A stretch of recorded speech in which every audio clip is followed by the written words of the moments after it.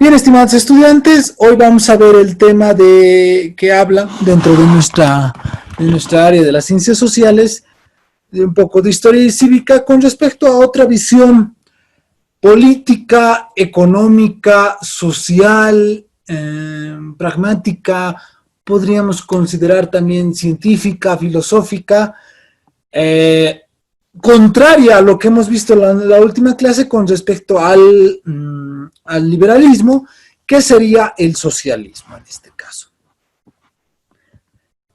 Nosotros entendemos que dentro del socialismo,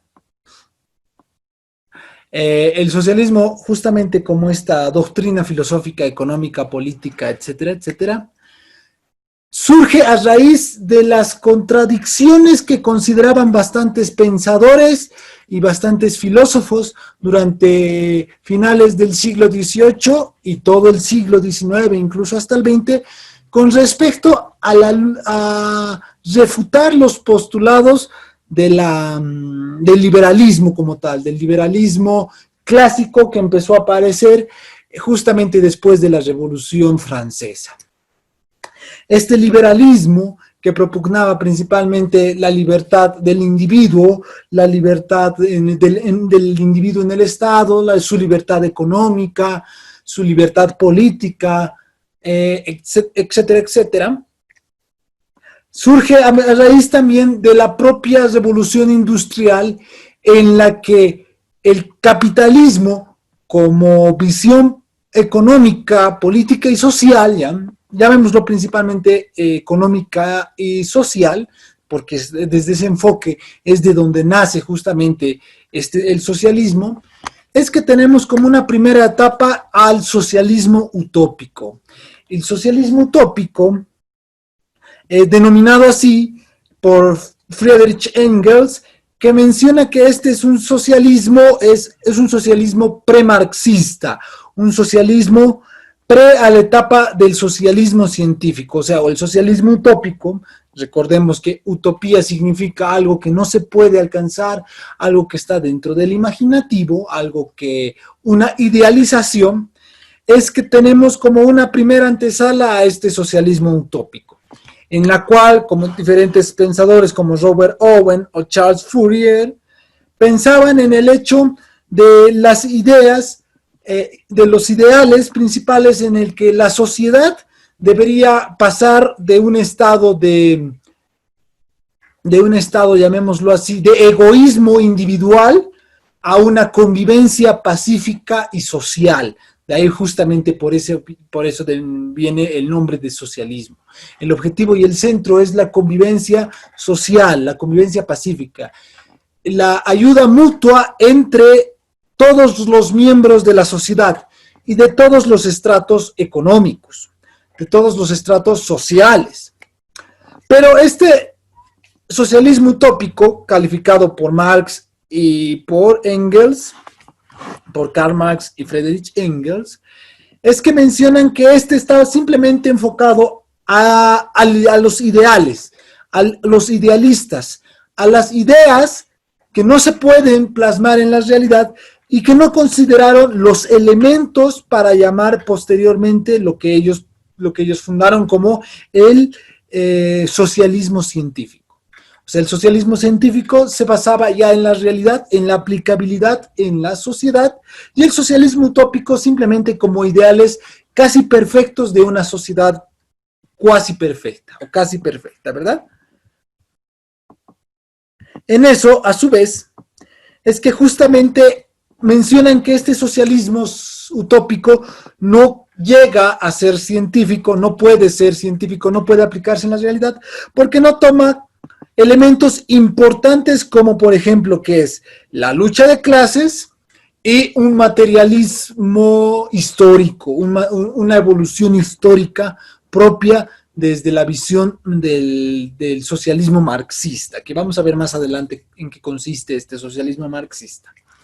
Y por eso, al no contar con estos elementos, es de que el socialismo utópico simplemente se quedaba con sus primeros exponentes como una idealización, como un ideal que no se puede alcanzar, que no se puede plasmar en la realidad. Luego, Engels y Karl Marx, Friedrich Engels y Karl Marx, utilizan los postulados filosóficos del idealismo de George Wilhelm Friedrich Hegel. No confundamos Engels con Hegel, a veces mucha gente confunde y piensan que es el mismo filósofo, pero no. Hegel, Friedrich Hegel, alemán, filósofo alemán nacido en finales del siglo XVIII y muerto en el siglo XIX, es un pensador, filósofo alemán que critica la idea del materialismo con respecto a lo que se concebía en ese entonces como las ideas kantianas de Immanuel Kant, otro pensador y filósofo alemán.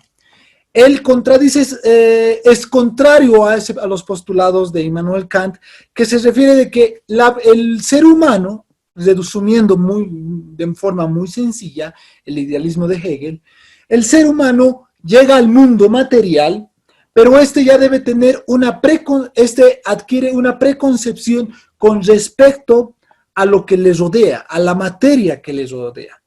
O sea, el materialismo de Immanuel Kant menciona, han debido escuchar tal vez ustedes, un postulado que dice, pienso y luego existo. O sea, el pensamiento, el ideal, la idea dentro de la mente es anterior a la materia.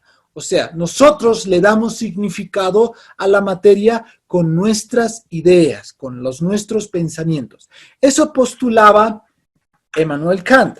Pero Hegel es contrario y dice que nosotros no le damos el sentido a la materia. La materia ya tiene un sentido. La materia ya es preexistente a la razón humana.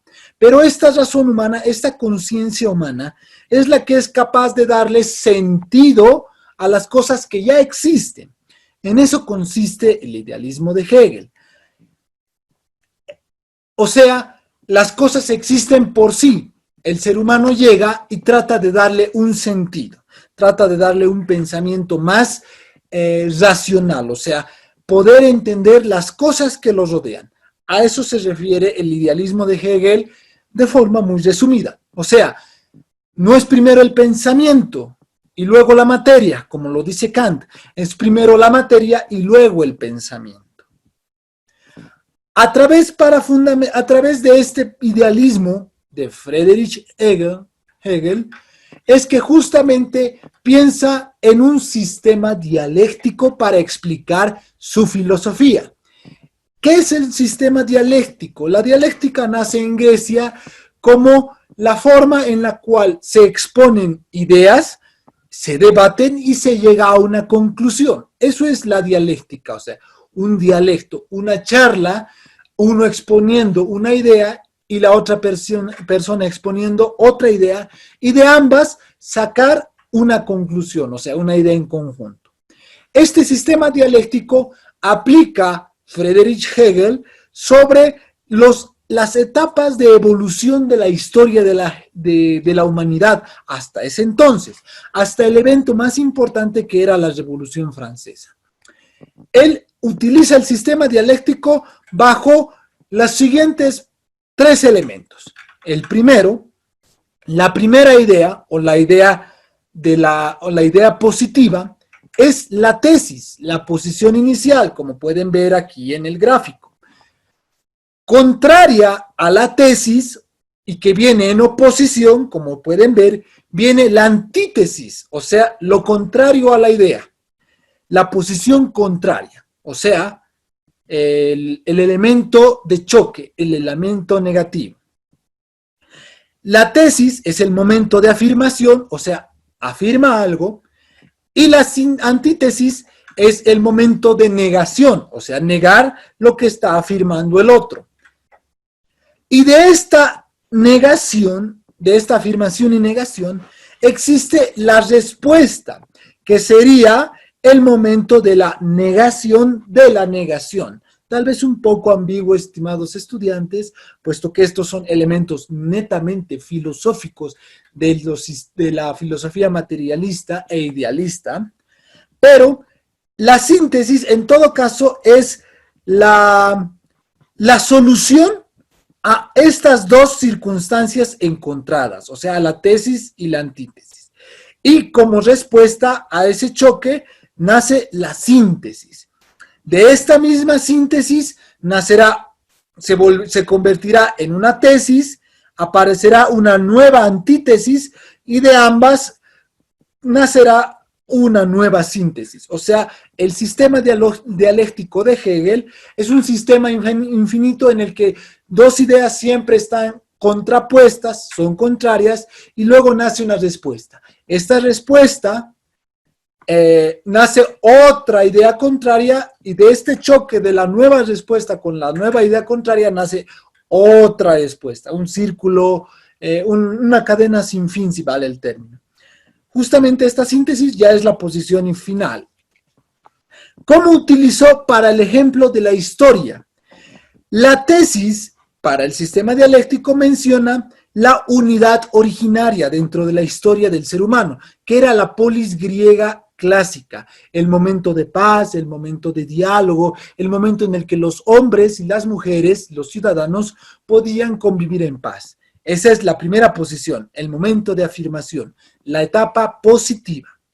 Luego viene la etapa de la división conflictiva por el desarrollo, que es la posición contraria, la antítesis, compuesta por las etapas de Roma, el feudalismo y la Edad Moderna. O sea, la etapa de Roma, el feudalismo, la Edad Moderna, caracterizada por el caos, la guerra, la violencia y la destrucción, está contraria a la idea de la paz de la polis griega, de la idea de la tranquilidad y la convivencia pacífica.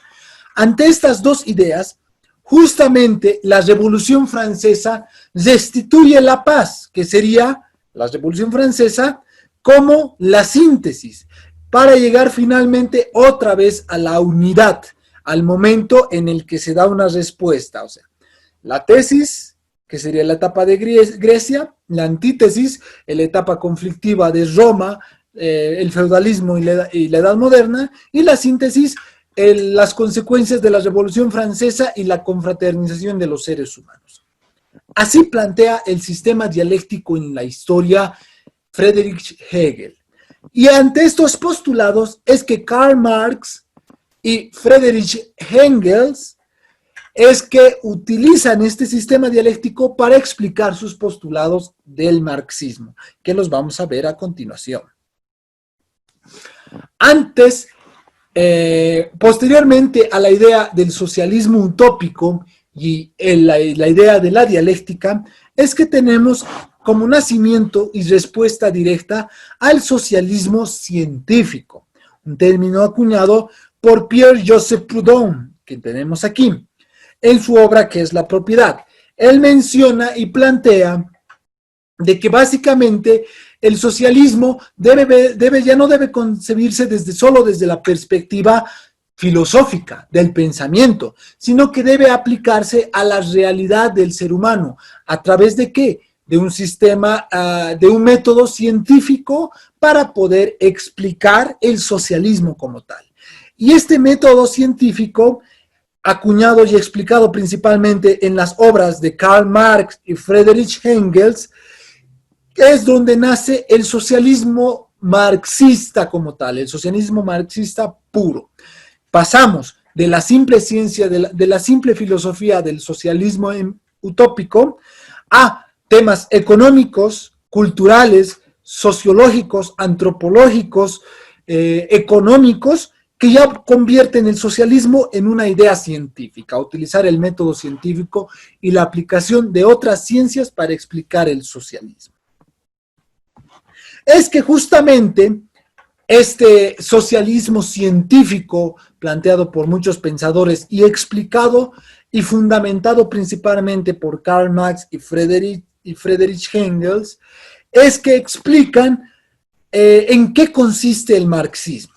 Y ahora el marxismo ya no solo es, ya el socialismo y el marxismo ya no solo es una idea filosófica, es en realidad ya una teoría, una ciencia social unificada a la historia, a la teoría sociológica, a la teoría económica, a la ciencia política y epistemológica, para la comprensión de la evolución de la sociedad, para comprensión de en ese momento los diferentes estratos sociales, las diferentes personas que existen.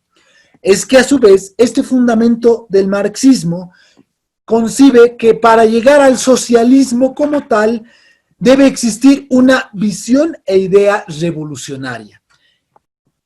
Pasar de largo, superar la idea del capitalismo preponderante en ese momento, en el siglo XIX, mediados del siglo XIX, superar esa idea del capitalismo, de la explotación del hombre hacia el hombre, superar la idea del egoísmo de los que tienen los medios de producción en contra de la gran mayoría que es el pueblo, los obreros, los campesinos, etc. Además, dentro de estos fundamentos del marxismo, plantea tres dimensiones identificables que explican el marxismo. Una división económico-sociológica, una dimensión política y una dimensión crítico-filosófica. La dimensión económico-sociológica y la dimensión política toman mucha relevancia dentro de los seguidores y gente que apoyaba las ideas y los postulados del marxismo, puesto que consideraban que estos eran la respuesta directa hacia los problemas que generaba el capitalismo y las diferencias sociales que denotó justamente Carlos Marx y Friedrich Engels durante la etapa en la que vivieron, en plena revolución industrial. Para explicar de mejor forma los fundamentos del marxismo y darle la visión científica, es que fundamentan dos tipos de materialismo. El materialismo dialéctico, para explicar unos elementos, y el materialismo histórico, para reflejar la realidad histórica de la evolución hasta ese momento. Dentro del materialismo dialéctico, explicado ampliamente por Friedrich Engels, a quien tenemos en imagen, él es Carlos Marx y él es Friedrich Engels, el materialismo dialéctico utiliza los fundamentos de la dialéctica de Hegel, que hemos visto hace un momento, de la tesis, síntesis y antítesis, con el principio de explicar cómo se ha ido desarrollando la sociedad y cómo se ha ido desarrollando la conciencia y la materia humana, la conciencia y la materia de la sociedad como un ente vivo, obviamente. Y este materialismo dialéctico es el que explica sobre el motor de la sociedad. Y ese motor claramente lo denotan Marx y Engels como la lucha de clases, la lucha de las clases sociales forman y son en realidad este materialismo dialéctico que se da en la sociedad. O sea, la lucha de clases es el motor del cambio de la sociedad y este motor del cambio de la sociedad es el materialismo dialéctico. Se explica a través del materialismo dialéctico. ¿Y cómo se ha ido dando? A través de la historia, a través del materialismo histórico. Esa es la forma en la que conciben la idea de cómo la sociedad siempre ha pasado sobre los siguientes elementos, que son básicamente una sociedad en la que existe un estrato social, o sea, un grupo social, una clase social que explota o se aprovecha de otra clase social más desproveída, o sea, más desprotegida. Esa lucha, esa utilización y esa pelea, ese conflicto, se da a través del materialismo dialéctico y explicado en el materialismo histórico. Todo esto a través de un razonamiento del pensamiento y de la evolución de la misma sociedad. Carlos Marx, en su obra El Capital, explica ya dentro de la concepción del materialismo histórico que la lucha de clases se ha dado desde los tiempos inmemorables de la existencia del ser humano, comenzando en la antigüedad como la lucha entre el monarca Dios, o sea, el faraón, podemos decir, el emperador, el dictador romano, el faraón egipcio, etcétera, y los esclavos, o sea, una sociedad esclavizada. Eso en la etapa, en el periodo antiguo. Y luego era esa lucha entre los esclavos, la gran mayoría, y el hombre Dios, o sea, el que los gobernaba. Luego, después de destruir esa idea del emperador, del hombre Dios, de las deidades en la tierra, nace la idea del monarca rey o el papa santo y los hombres del feudalismo, o sea, ya no los esclavos, sino los siervos, pero en este caso un rey y los siervos. La misma idea, los que tienen el control y los que son desposeídos. Luego se supera esa idea ya del monarca, del rey, del que gobierna y de los siervos, y pasa a la etapa en la que ellos se encuentran del siglo XIX, ya del empresario, el burgués, el oligarca, el que tiene el dinero, y en la otra parte tenemos ya no al siervo ni al esclavo, sino al obrero, a la prole, al trabajador, que está también desprotegido. Esa idea de lucha de clases sociales se da siempre porque el capitalismo de alguna u otra forma siempre ha estado presente dentro de esa lucha de clases, o sea, la lucha por el dinero, la lucha por el poder económico. Así lo explica en el materialismo histórico Marx y Engels en sus diferentes obras y principalmente en El Capital. Estos también utilizan y mejoran el manifiesto comunista de los mismos, de la Liga de los Comunistas, planteada por los socialistas utópicos a finales del siglo XVIII. Vamos a ver un poco más adelante en qué consiste ya un poco el comunismo y a qué conclusión llevaba la idea de esta concepción materialista de la historia. Es que a su vez, dentro de este materialismo histórico, es que Karl Marx presenta las diferentes etapas del desarrollo de la sociedad a través de los medios de producción. ¿Qué son los medios de producción? Ya habíamos hablado del faraón, el emperador, el rey, el señor feudal y el empresario, y de los esclavos, siervos y obreros. Los medios de producción son aquellos elementos, como pueden ser, por ejemplo, fábricas, tierras, feudos, riquezas, etcétera, etcétera, todos los elementos para poder producir riqueza, pero que están en mano de la gente que tiene el poder, o sea, un estrato social como los reyes, los monarcas, etcétera, etcétera. Y los que no tienen los medios de producción y solo tienen su fuerza de trabajo, o sea, el trabajo como tal, son los esclavos, los siervos, los obreros, los campesinos, etcétera, etcétera, etcétera. Hasta aquí, estimados estudiantes, ¿tienen alguna pregunta? No, profe, todo está claro. Muchas gracias, Mari. Muy bien. Entonces proseguimos. Dentro de estas etapas del desarrollo de la sociedad por medio de los medios de producción, es que Marx y Engels determinan 5 etapas de la historia como tal, o sea, 5 etapas que ha pasado la sociedad de la historia. Como una primera etapa, al comunismo primitivo, un comunismo donde la tribu, la orden, ellos compartían todo lo que producían, todo lo que cazaban, toda su sociedad de cultivos, compartían en sociedad, en comunidad, en común. Por eso proviene el nombre de comunismo. Todos comparten en común.